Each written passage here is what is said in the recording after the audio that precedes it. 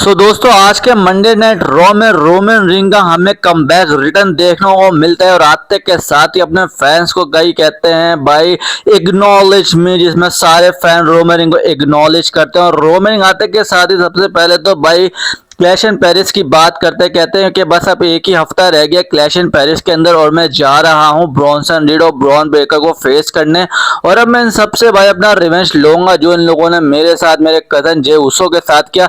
और अब मैं इन लोगों को नहीं छोड़ने वाला और मैं इनसे एक एक बदला लूंगा और अपने स्पेशली जूतों का तो बदला ब्रॉन्सन रीड से लेके रहूंगा।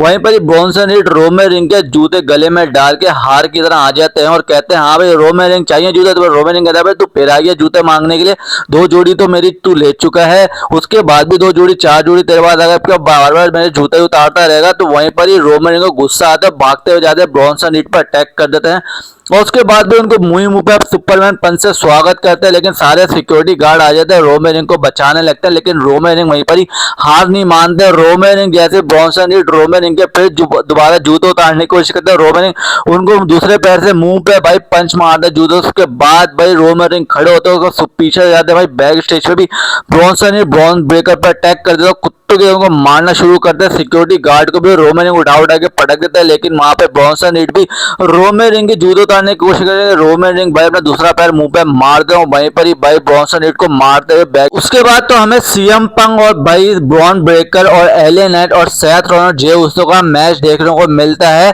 सबसे पहले तो भाई सेथ रॉलिन्स एले नाइट के ऊपर अटैक कर देते हैं और उसके बाद उनको मुंह मुंह पंच मारते हैं। उसके बाद भाई उनकी आंखों के अंदर अपनी आईज डाल देते हैं, लेकिन वहीं पर सीएम पंग आ जाते हैं और सीएम पंग सेथ फ्रीकिंग रॉलिन्स पे अटैक करते हैं, उनको मुंह पे पंच मारते हैं।